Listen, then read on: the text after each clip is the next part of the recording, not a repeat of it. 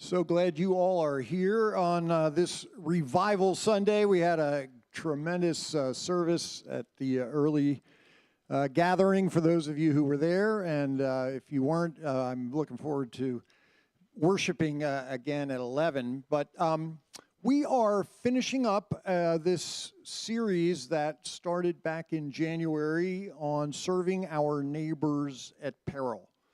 And thinking about the mission of this church to people who often find themselves for different reasons in need, people who are perhaps on the margins, the very people that Jesus was often found associating with, and certainly the people that Jesus cared about very, very deeply, which sometimes got him in trouble, that he didn't pay more attention to the important people and the in crowd and the folks who were running the show. In fact, he often found himself at odds with those religious leaders and others because he had such a heart for people who were hurting. And so that's what this class has been about, is trying to educate all of us about some of the ways that this church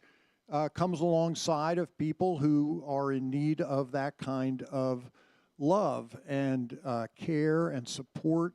And we've been looking at our own food pantry here that we run out of APC, and hearing about the people who come here on a weekly basis and the volunteers and some of the challenges that they face and that we face, as hunger is a serious problem here in our own community, which is sometimes a hard thing for us to grasp.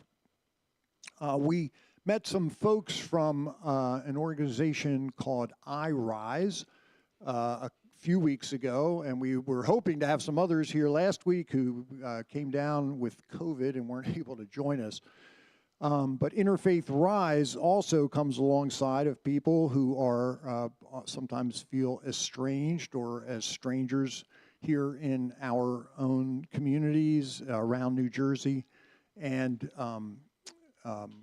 help and support them through their immigration process or other things that they're trying to navigate in this perilous time. And that we are supporting that those ministries and coming alongside of them. And last week he talked about maybe some ways that we could be more active in that relationship, and we're open to whatever God might bring to us, including perhaps meeting and sponsoring a family here in our own community who is maybe had a breadwinner who's been detained or deported, causing them to really struggle and not know where they're going to go. So we're just kind of praying about that and staying open to whatever God might say. Today, we are going to hear from folks in our church who are also part of HomeFront. And this is a ministry that we've supported for many, many years, since before I came here, that have been involved with issues of homelessness and moving people from homelessness into homes. Before we do that, I just want to give you a little quick preview about next week and the next series. This is Lent. Ash Wednesday is this Wednesday, so next Sunday is the first Sunday in the season of Lent, which are the 6 Sundays before Easter Sunday. So for those 6 weeks, we are going to have a very special guest, Dr. Dennis Olson from Princeton Theological Seminary. And he is, I'm just going to read this. As preparation for Holy Week and Easter, the season of Lent calls us as individuals and communities to repentance and renewal, a process of dying to old ways and being renewed to new life. The 10 Commandments we find in Exodus chapter 20 call us to deepen our commitment to a gracious God whose desire is for the flourishing of life in community. Join us for a 5-part class with Princeton Theological Seminary professor of Old Testament theology, Dr. Dennis Olson, who will explore the 10 Commandments as important resources for a number of pressing issues of faith, life, community in the world today. So we're going to be revisiting the 10 Commandments, but looking at them through a new lens through the season of Lent. So I hope you'll be here for that. But right now, we want to talk about HomeFront, and I'm going to turn it over to a relatively new employee of HomeFront, but somebody who is not new, who grew up here at APC. This is Cassie Jaeger.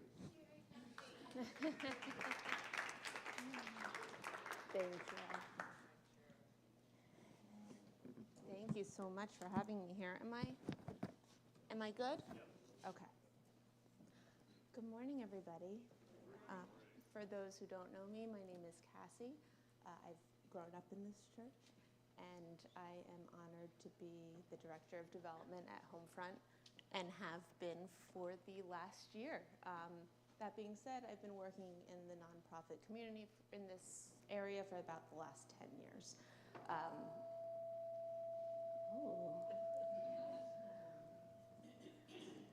Are we good? I feel a little, a little. How about now? Oh, are we? It's better. I can talk loud though, but I know the people on Zoom. Okay, I have no problem talking loud. So when I first started at HomeFront officially, I was very familiar with our work because of the connection to this church for many years. But I did not know the vast amount of services and programs that we provide. So I am thrilled to be speaking with you today so you can learn a little bit more about what we do and how the church has been involved for many, many, many years, since I believe the 1990s. I wish Mary Beth Drew was here today, who has truly been the liaison between the church and HomeFront, but I know there are other folks here in the audience who've been connected with HomeFront through other ways as well. So I'm excited to talk about that.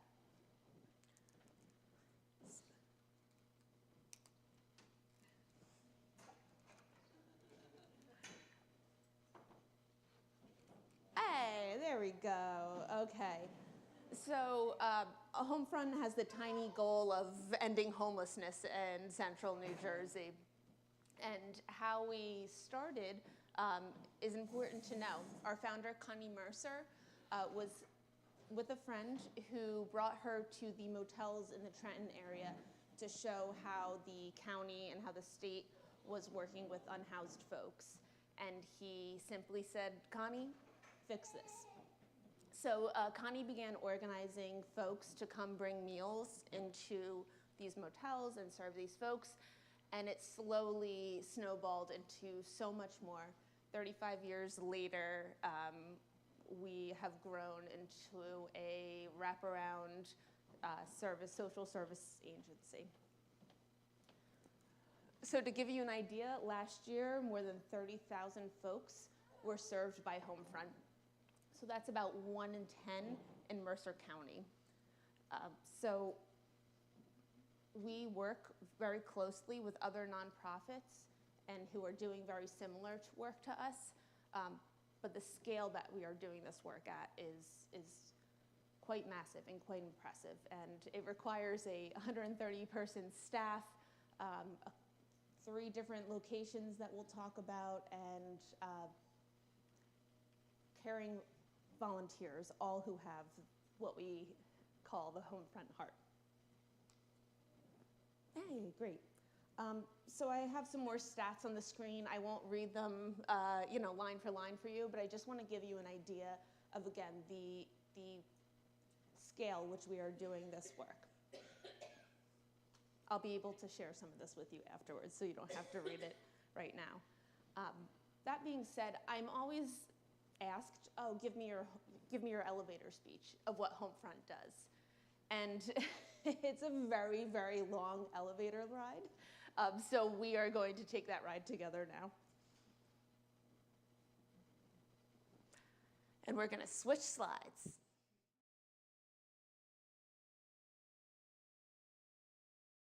has 5 core beliefs. And when I go through these 5 core beliefs, it will give you a much better idea of the wraparound services that we provide. Okay, there we go. So number 1, our core belief is families deserve safe, secure housing. So a lot of folks know HomeFront as a shelter. So we have a family shelter in Ewing that can serve 38 families at one time. We do have some adjoining rooms for larger families, but that being said, we can serve 38 families there. Now, this shelter, which I encourage you all to see one day, reminds me of a college dorm. It is very active. It is, we are serving our folks 3 meals, family style, 2 snacks a day. We have programming throughout the day and the evening that we'll talk about. It is an active, exciting shelter, especially for the children that stay there. Children have often said that we did not know we were homeless because of the level of activity and support and interaction with staff and volunteers and with other families that they have. That being said, that model does not fit for everyone. For folks who may have some sensory issues, for those who are going through particular health concerns and need to receive medical attention, it's not ideal. In addition, the scale that we are doing this work is so large, and the amount of families on our waiting list continues to grow. So we need to support more than 38 families at a time specifically for shelter. So we have what we call scattered offsites, and these are different apartments. We have really great relationships with various landlords and with our sister organization, Homes by TLC, which I'll talk about. And we can then provide shelter for those offsite. I'm also excited to tell you that HomeFront recently bought another building, which we will create 8 more units for homeless families. So to also give you an idea, pre-2020, that terrible year we like to mention, our shelter had availability. The need was going down. We didn't have families that we were serving in motels as well. But since 2020, numbers are back up. Our shelter is full. We serve families who are living in motels. We serve families that are living at these scattered offsites. So again, I think our shelter is truly the foundation of what we do. However, that's not it. We have a building, our headquarters in Lawrenceville, where we have a couple different services, including our caseworkers and our homelessness prevention staff. So this staff does 2 specific things. Number 1, they go to eviction court with folks that we are serving. So these are folks that we see on an individual basis, aren't living in shelter or on one of our scattered sites, but they are at risk of being homeless. The other thing that we do is we have intervention services. So for example, me and my family are living in my apartment and my car breaks down and I need my car to go to work. And I have to pay for my car to be repaired. But I also have to pay my rent. We know it is simply the right thing to do, as well as the fiscally responsible thing to do, is to help that family get their car fixed, so then we can still go to work, we can still afford our rent, we can still feed our family.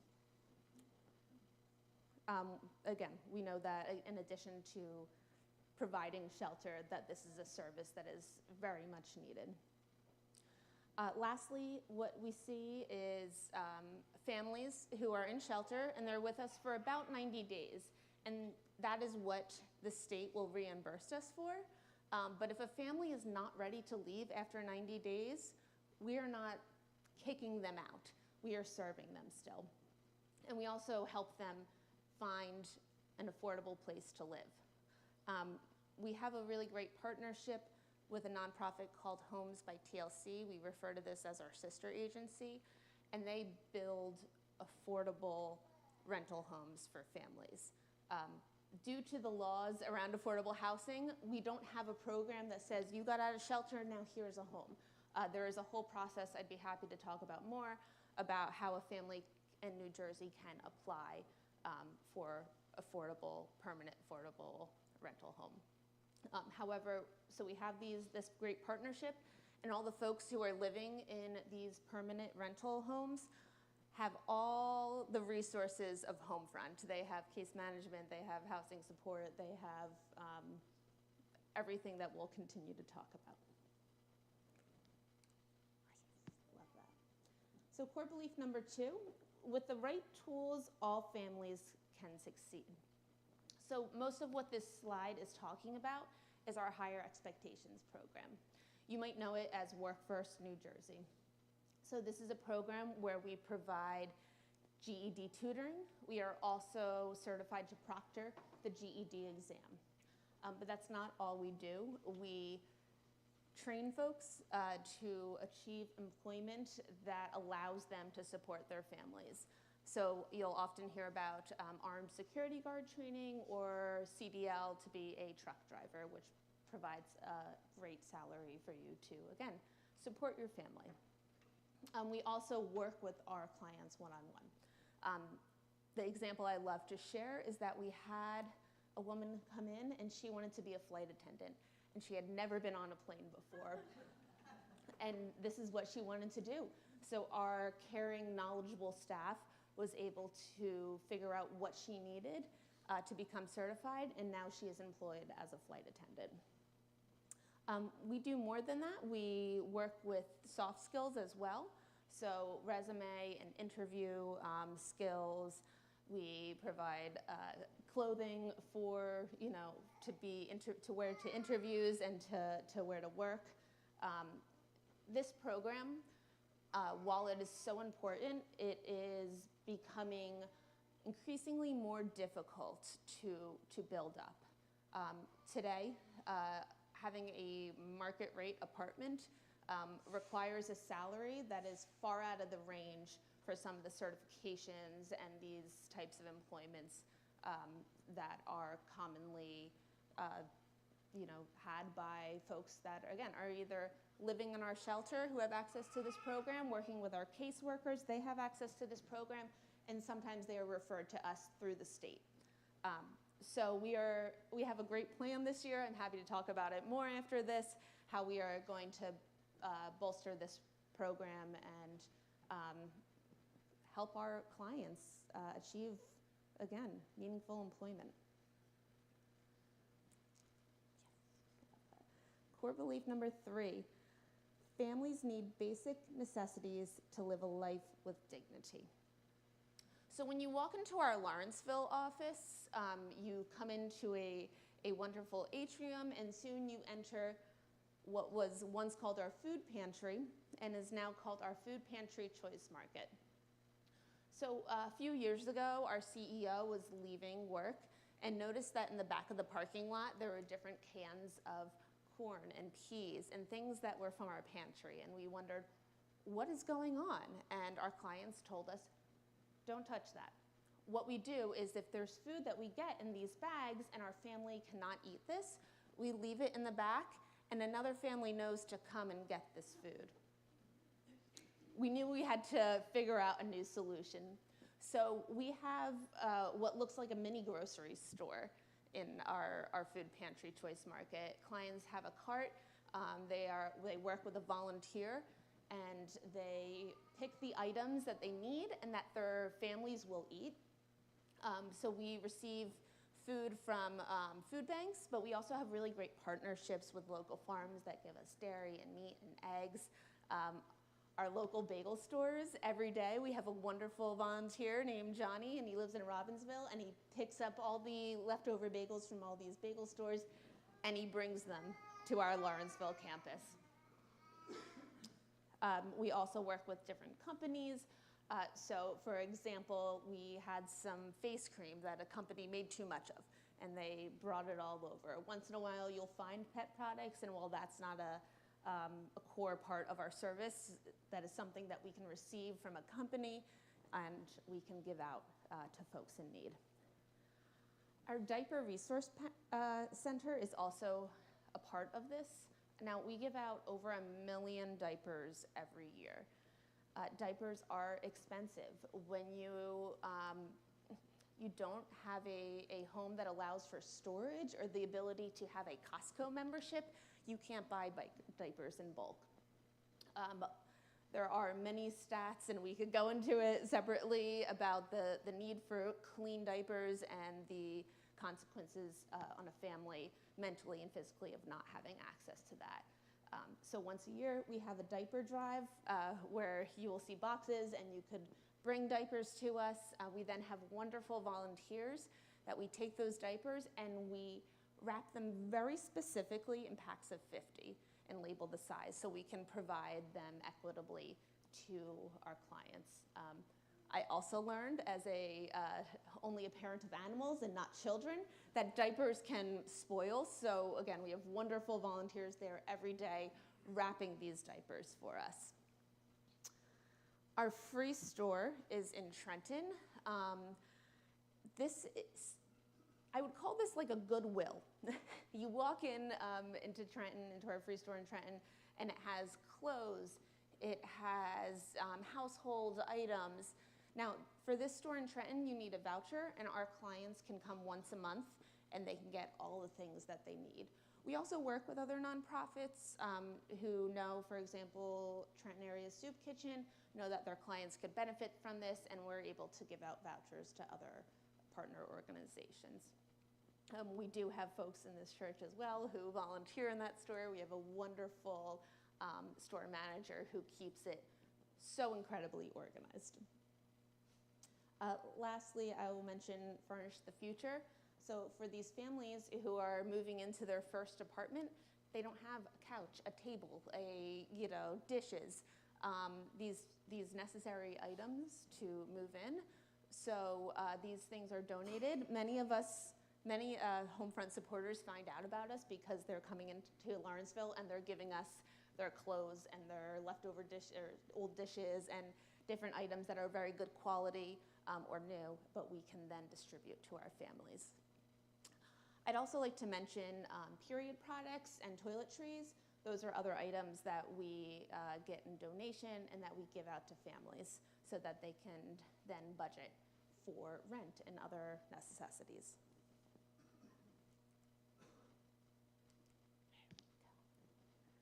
Okay. Personal wellness, physical, mental, and emotional, is critical to thriving families.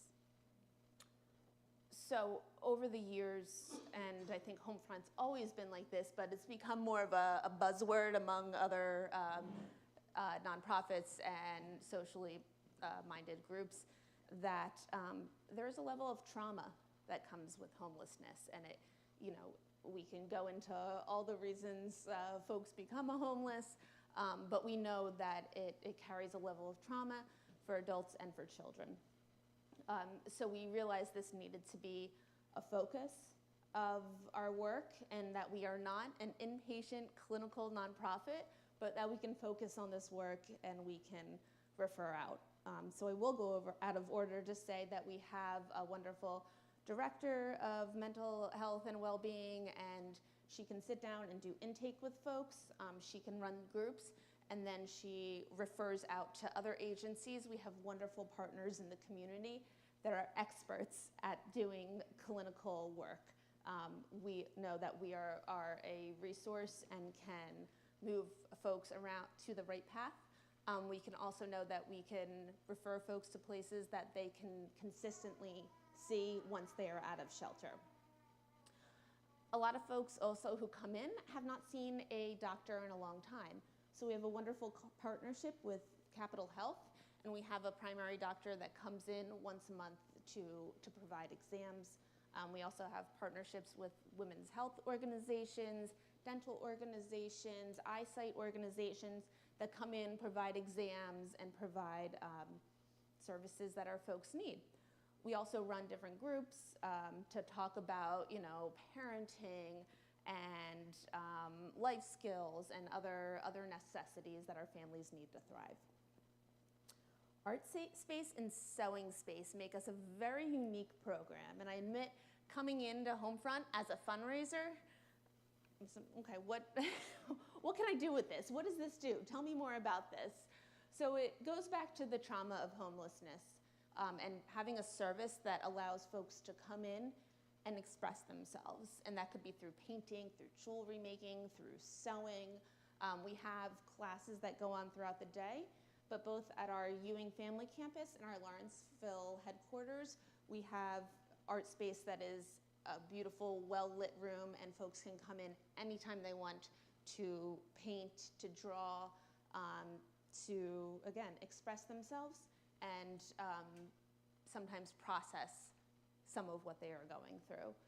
We then have local art shows where our clients can price and sell their work as well. So it becomes a source of pride and of self-growth. Our sewing space is similar. We have classes for the community and for our clients that we run. And at the end of these programs, we do a fashion show. I will show you a picture of me proudly walking in this fashion show. And during that fashion show, clients have the opportunity to express themselves and talk about their experience. We also have different exercise programs similar to those partnerships I was speaking about. We have folks that come in and teach yoga or different fitness classes. We have a walking club. Different opportunities like that. Okay. Children nurtured by love and support will grow on a path towards realizing life's possibilities. Our children's programs are one of the things that make us very unique. We are the only shelter in Monmouth County that provides true family services. So our family campus children's programs includes Atkinson's Child Development Center.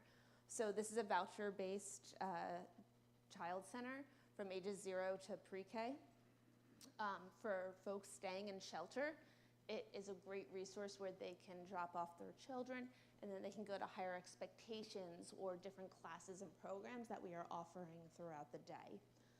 It does become a little bit difficult when folks leave shelter. Our Ewing campus is accessible by bus, but sometimes does not work for the workday for families. So we then refer out and we provide other options that are more accessible to them. Children's Champion is a very unique program. When folks hear caseworker, they often think of a social worker or a professional sitting down with an adult and kind of going through what they need to speak about in order to achieve stability. Children's Champion is just that, but it's for the children. So a lot of children, obviously, come with a lot of trauma, and that in turn leads to different learning disabilities or just different experiences of being in a classroom and needing to sit all day and listen, and maybe that environment's not the perfect environment for them. So their caseworker will work with the school, work with the parent, work with the county, try to figure out a plan that works for them. We have a wonderful summer camp that I'm going to talk about more so in a few minutes, but I'll give you the example. We had a child in summer camp that just could not sit through the daily activities. We learned that despite his age was appropriate for summer camp, he had never been in school. So he had never had that experience of being in a structured environment. So we put him into our Atkinson's program, and he thrived, and he will soon be able to transition out of that program and be with his cohort and be in summer camp during the summer. Joy, Hopes, and Dreams is a program that is so special to children and the children in our program. So every day, our children who are at the campus come back from school, the buses pull up to HomeFront, they run out, they have a snack, they say hello to their parents, they do some after-school tutoring, but then they get picked up by our magical school bus and our wonderful, my wonderful colleague, Chris Marchetti, picks up the children at the campus. He also picks up children throughout Mercer County who, again, may live in motels or scattered sites, may have a permanent affordable home with Homes by TLC. Brings all these children to different sites. So we have a great schedule, but pretty much, Monday through Thursday, they're going to the Unitarian Church, to the Arts Council of Princeton. They are spending time, they have a meal together, and then they split off and they are tutored by some of our most wonderful volunteers. Friday through Sunday. Now this program can run 7 days a week, depending on the week. But at least 6 days a week. So Friday through Sunday, they might go back to the Arts Council and do an art project together. They might do a college visit. They might go to a Knicks game. They do swimming lessons. Chris Marchetti is a truly valued and passionate colleague who has worked with hundreds of kids throughout his, about 20 years, don't quote me on that, at HomeFront, and has really allowed children to thrive. Also by working with volunteers, they learn about their potential. A lot of folks become first-time college students. We have wonderful success stories that come out of what we call Joy, Hopes, and Dreams, or JHD for short. Lastly, I mentioned we do a summer camp throughout the summer. So summer is an incredibly risky time to become homeless, or to be homeless. We have parents that still need to go to work, and we have children that still need enrichment and education and support. Also think about maybe receiving lunch at school does not happen. Receiving certain supports that they get throughout the year does not happen. So we have a wonderful summer camp program that is structured, and it is put into cohorts. And in simple terms, part of the day is learning and making sure that we are staying up to date on our educational needs, and the other part of the day is fun. We have great trips to trampoline parks, again, swimming, different things like that. And then every Wednesday is what we call a Wonderful Wednesday, where we have a great corporate partnership come in. And for that fun part of the day, they take over. They provide lunch. Maybe they bring, I don't know, someone brought an ice cream truck once, or different kind of games to play, different activities. And we work with our corporate partners to make it truly a wonderful Wednesday. I wonder if this will play. I don't think it's going to. It doesn't, when you put the mouse over it, it doesn't have a little, nope. Okay. Well, I'll make sure everyone gets this video, just to give you, an insight to the impact that some of our families have had, going from crisis to being independent and to being on a different journey. So I will jump to, how can you help? So I have some flyers with me to tell you a little bit more about HomeFront. If you want to learn more, of course, I'm always a resource and honored to be a part of this community, as well as to be employed by HomeFront and truly be able to support families in need. I will say that none of the programs that I mentioned are possible without volunteers. We have a passionate, again, 130-person staff. However, none of that is possible without volunteers. Donate. I am a fundraiser. However, it's not only donating financially. Again, I mentioned we're always looking for in-kind gifts, very gently used furniture or different household items. If you go on our website, we always have a list of the most needed items for our families.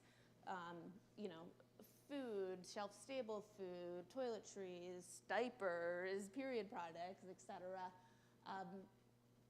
In addition, sometimes, again, we're donating time, so we're working with corporations who want to come in and make an impact on their different donation days.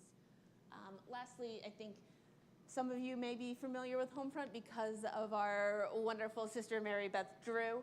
And she might come up to you and say, hey, it's holiday time. Do you want to give a gift to a family in need? Hey, it's back to school. Do you want to sponsor a child and get everything that they need for back to school this year? So we have these drives throughout the year, and that include our diaper drive that is coming up this spring, where we collect diapers for our HomeFront families, the back to school drive that you're very familiar with, the holiday wishes drive that you're very familiar with, and we also do a Thanksgiving drive where we give baskets of Thanksgiving food for families. Events, again, we're always having community events and fundraising events, so I encourage you to sign up for our emails to check that out, to speak with Mary Beth Drew or myself. And you can do so, stay informed by visiting our website, signing up for our emails, simply asking Mary Beth Drew or I. You'll also find where you can, the directions to go provide in-kind goods or what volunteer opportunities are available. And right there, you can always email me, talk to my mom. That's all I have for you today. But thank you so much for having me.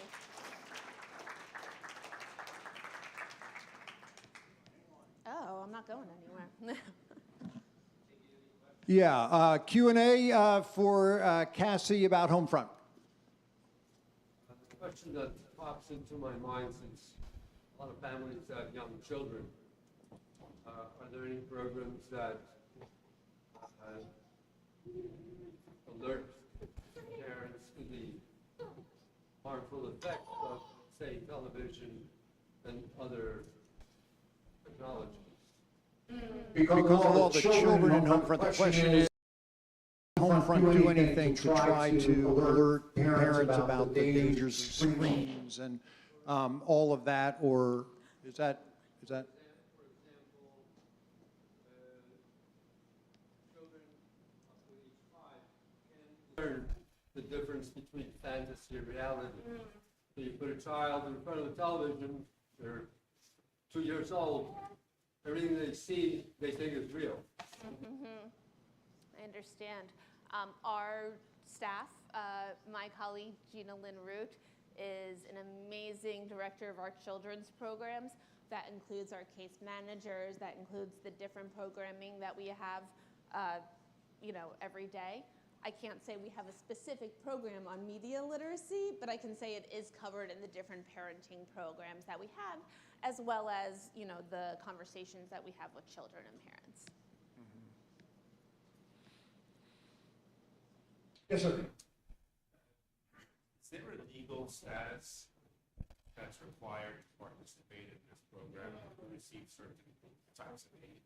Question is there a legal status that is required for somebody to participate and be accepted into HomeFront? So all of our programs, there's different needs in order to entry, and different programs that are much more low barrier versus others. I can talk about it a little more individually with you, just for the safety of our clients. I don't want to. Yeah. Absolutely, yes. And so again, I'll answer more in depth off camera, but I could say different programs have different barriers to get into, and some are very low barrier, and some require a higher need of documentation. Yes. Me too. Yeah. Hey, Kathy. Hi. Can you talk a little bit about the TLC, the home building? Sure. The question is, can you talk a little more about the TLC home building? Yes. So Homes by TLC and HomeFront, in the beginning, we're one agency, and the way that it worked, it made more sense to be two agencies and to have an MOU and truly be like a sister agency. So Homes by TLC builds affordable, permanent homes. They have grants, they work in different ways in order to build throughout Mercer County. And our staff, we have a formal contract that our staff works with them, and our staff can provide the property management there. they're not building. We are truly working with construction partners and whatnot to build these affordable homes. Affordable housing to build has a lot of barriers, and we talk about that. Before this work, I worked at an affordable housing agency that was more merged. So we built and we provided services. Also the process, again, to get into affordable housing is. Find property, and they would take all the responsibility Yes. for funding it. Correct. We work closely together, but they, do grants, they do their funding, they do all the necessary steps to build. Once it is filled, we then again work together to support those clients. But we don't do any of the building ourselves. We did recently purchase this new property, where we have these 8 units. And that is something owned by HomeFront. And again, just like the shelter is owned by HomeFront, we will own that. But so we are separate yet supported. Yes. I was struck by the statistics here and there through the slides.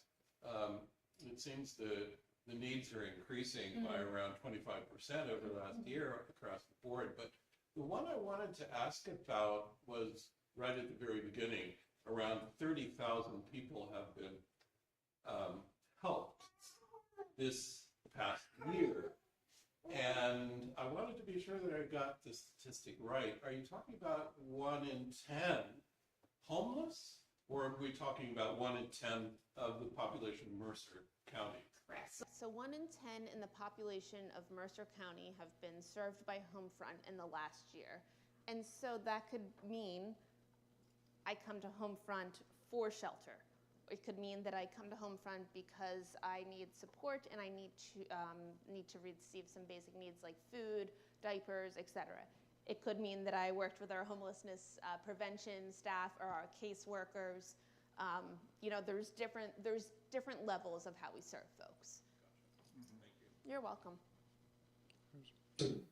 I'm curious for the donations part. What are some of the highest items of need? Like, what does the demand look like? Yeah. Diapers? I did. Yes.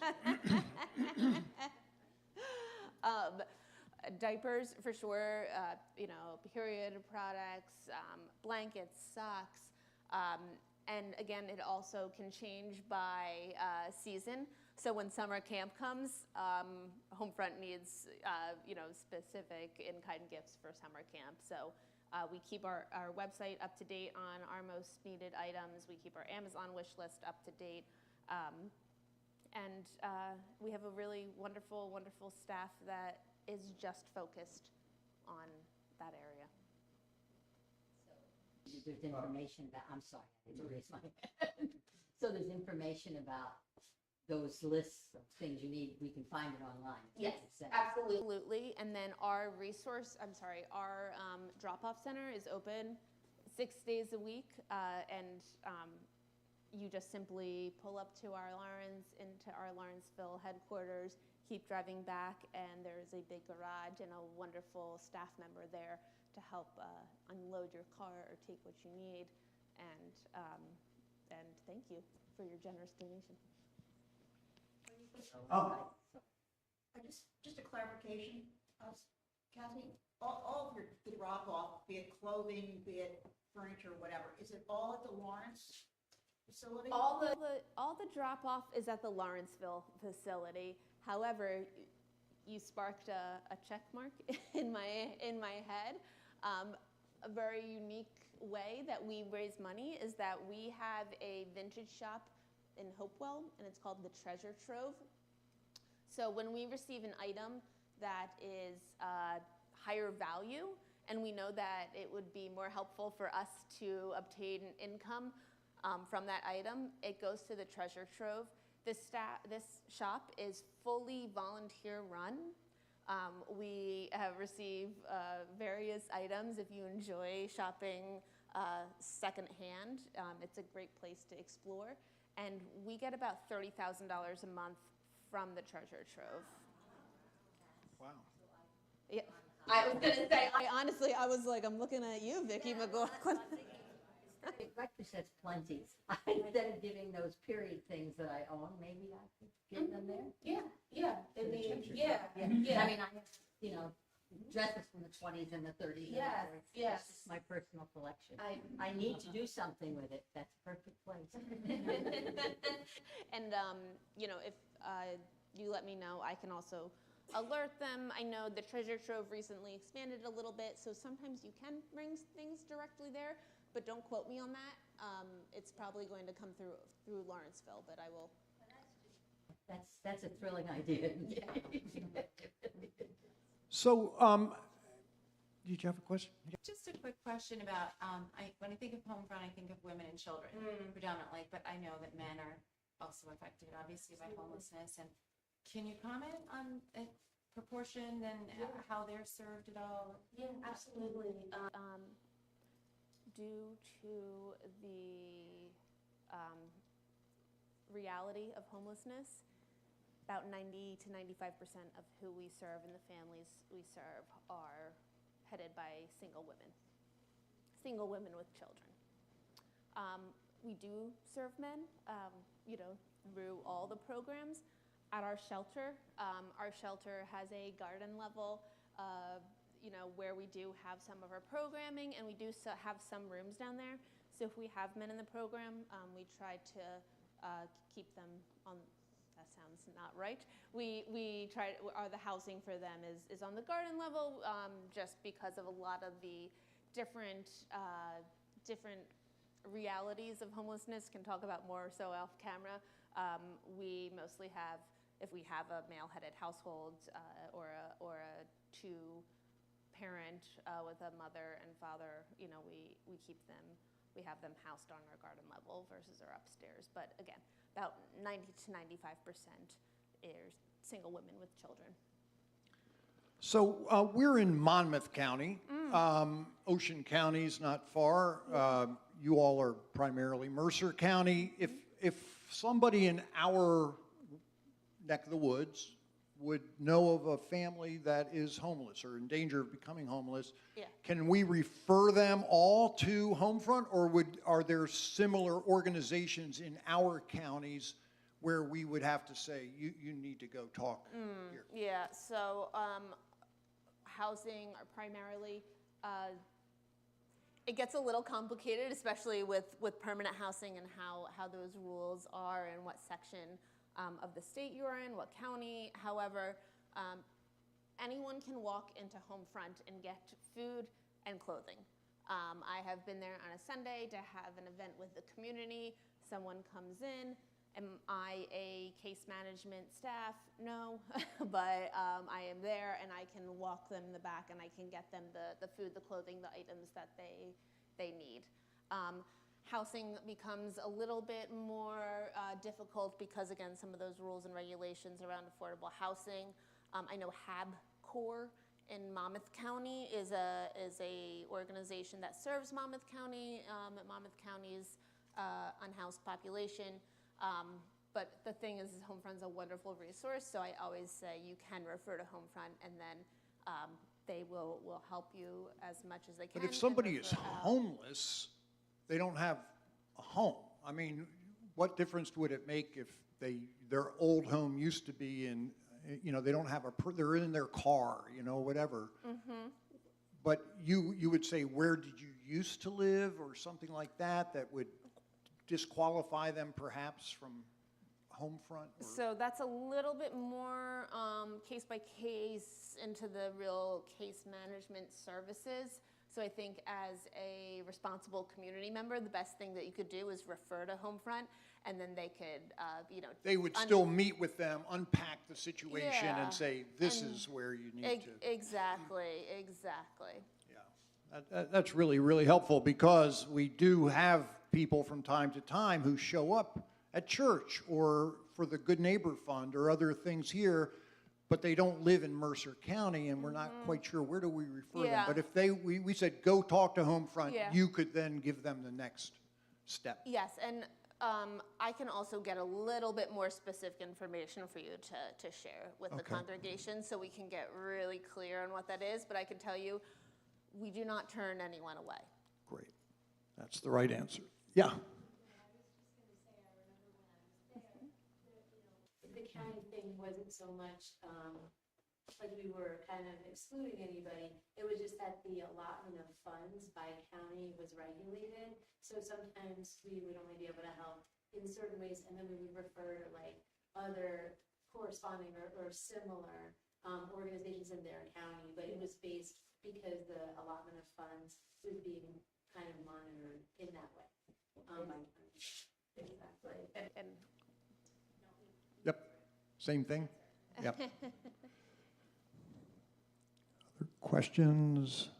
So you should be aware, and if you've been around APC, every year we have an annual meeting, and in the annual meeting is our financial statement, and under that you'll see all the different missions that we support. And there are some that are, we call them international missions, some that are local missions, some that are national missions. And of those local missions, HomeFront is maybe our longest partner. Like, we have been partnering with HomeFront since before I was here, so at least 30 years, maybe, I'm not even sure how long HomeFront's been around, but I know that at one point, I was told that of all the churches that support HomeFront, Allentown Presbyterian is one of the most generous. Is that still that is true? I just looked at those numbers yesterday, Stephen. That's very, very true. We've been around. This is our 35th year this year, and when talking to Mary Beth Drew when we were here together over the holiday season, she told me about, again, it was like the late 90s, early aughts that she met with the founder, Connie Mercer, and knew that we had to be a community partner. Yeah. But they are the largest of our local ministries in terms of the amount of funding that we collectively give. So when you give your tithe and offering to APC, part of that goes to HomeFront. And so, you know, and then sometimes people will also support at Advent Village or, you know, again, the different drives that you bring backpacks and things like that. So there's just so many ways that this church has partnered and taken the, you know, the challenge of homelessness seriously for a very long time. And, you know, we've just really, really enjoyed this partnership and to, you know, come alongside of what you're doing and try to care for folks. And then we have, you know, people who volunteer their time and things like that. But they are the largest, they receive the largest part of our local mission funds. I think it's $8,000 a year that goes from APC to HomeFront to support the amazing work that they're doing. So, thank you. I want to say thank you to Richard Young, who was sort of the one who brought these different missions together to support this class. And again, hopefully educate all of us a little bit more about the work that we are doing and the partners that we have. Obviously, we have a lot of other mission partners, both local, internationals, that you didn't hear from.